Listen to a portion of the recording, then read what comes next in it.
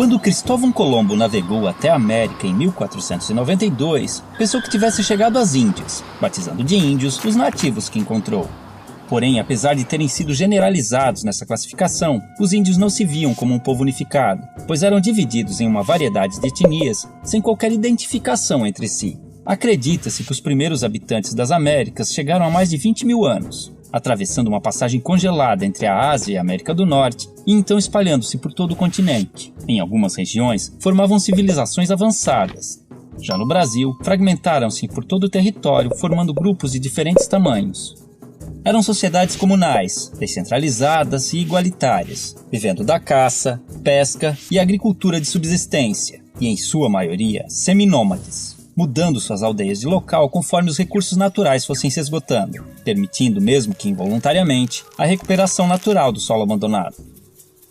As habitações eram geralmente coletivas, chamadas de ocas, variavam de tamanho e forma entre as tribos, mas normalmente eram dispostas em torno de um espaço cerimonial, onde realizava-se todo tipo de atividade diária, além de celebrações e ritos conduzidos por pajés e anciões.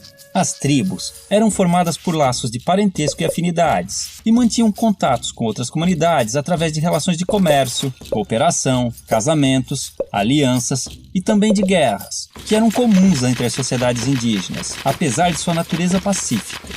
A virgindade era pouco valorizada e a vida sexual costumava ser livre de tabus. Muitos homens ofereciam favores sexuais de suas esposas a visitantes, como forma de cortesia. As famílias podiam ser monogâmicas ou poligâmicas, e o divórcio era algo corriqueiro. Os homens lidavam com a guerra, a caça, pesca e liderança tribal, além da construção da aldeia e o plantio, enquanto as mulheres cuidavam da colheita, do preparo de alimentos e da fabricação de utensílios e adornos. A educação das crianças era a tarefa de toda a tribo, e a autonomia era estimulada. Já os doentes e inválidos costumavam ser abandonados à própria sorte. Os indígenas tinham conhecimento na fabricação de bebidas fermentadas e deixaram grande herança à culinária brasileira, com pratos derivados da mandioca e do milho. Sua dieta também era diversificada em proteínas animais, graças à caça e à pesca. Em festejos, cobriam seus corpos com pinturas, penas e plumas, e a nudez no dia a dia era comum e não causava vergonha. Por viverem em florestas, muitas vezes precisavam usar protetores genitais e tangas, mas mantas cobrindo o corpo eram raras. Muito higiênicos, devemos a eles o costume do banho diário. Mantinham muitos ritos e crenças religiosas, os quais podemos identificar por xamanismo, uma mistura de religião, crença, sistema de pensamento e configuração do mundo, em que acredita-se num universo não linear, sem início e sem fim definidos, onde o tempo se confunde.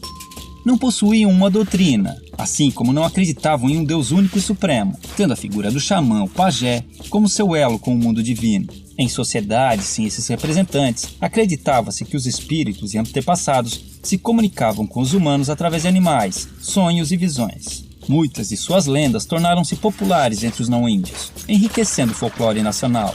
O uso de alucinógenos, tabacos e ervas era muito comum nos mais diversos rituais. Orientados pelas fases da lua e conhecimentos astronômicos, entendiam as relações entre as mudanças climáticas, nas quais baseavam seu plantio e colheita. Antes da chegada dos europeus, acredita-se que existiam mais de 1.300 idiomas nativos, hoje reduzidos a apenas 270, que deram origem a diversas palavras da língua portuguesa. Não possuíam um sistema de escrita, mas algumas sociedades desenvolveram sinais e formas gráficas, cujo estudo pode revelar mais sobre seus hábitos. Há indícios de uma grande diversidade de produção artística, que integrava-se ao seu modo de vida e ritos cotidianos, com destaque para a dança, a cerâmica, a tecelagem, a cestaria, a pintura corporal, a arte plumária e principalmente a música. Contudo, os indígenas não possuíam a figura do artista, e todos podiam ser hábeis em diversos aspectos, pois dedicar-se exclusivamente a uma atividade, como na sociedade atual, era sinal de desequilíbrio espiritual e obsessão. Quando os portugueses chegaram em 1500, estima-se que encontraram mais de 5 milhões de indivíduos, divididos em tribos e comunidades, diferentes entre si, mas iguais aos olhos do colonizador, responsável por reduzi-los a menos de 600 mil em poucos séculos. Desconhecendo invenções ocidentais como o espelho, a roda, e as armas de fogo, o choque cultural foi enorme, assim como o fascínio dos indígenas, que ainda viviam em sua pré-história. 3 armas foram fundamentais para o domínio dos colonizadores sobre os nativos. A arma de fogo, aliada nas conquistas das tribos e determinante na aceitação da superioridade portuguesa pelos índios remanescentes. A Bíblia do Jesuíta, responsável pela aculturação dos indígenas e a adequação ao moralismo cristão dos ocidentais.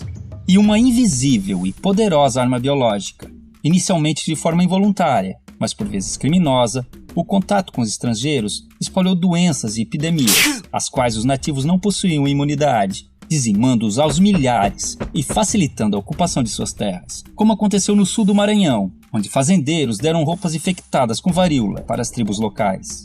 Porém, muitos indígenas auxiliaram os portugueses em expedições ao interior, em conflitos com outras tribos e ajudaram a escravizar grupos inimigos, além de fornecerem aos colonos produtos como a madeira, condimentos e substâncias medicinais. Isso tudo forçou os remanescentes a viver em condições precárias por muito tempo. Somente em 1967, com a criação da FUNAI, começaram a surgir e ganhar força associações indígenas que buscam melhorias em áreas como saúde, educação, meio ambiente, patrimônio e demarcação de terras.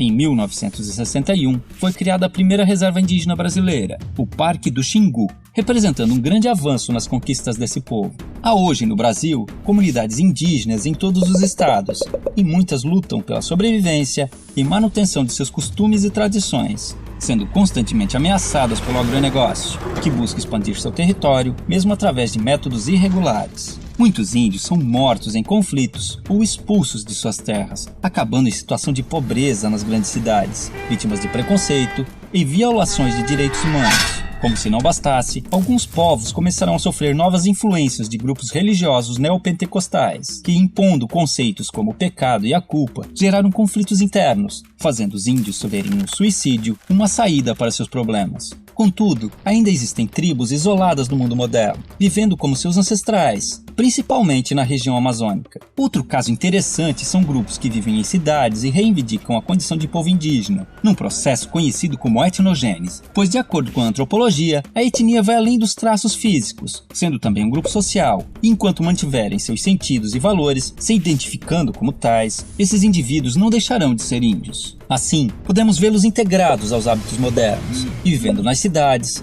ocupando o mercado de trabalho, cadeiras nas universidades e cargos públicos, buscando também representação política e lutando por direitos como cidadãos que precisam manter sua cultura e tradições vivas, frente aos novos desafios que estão por vir.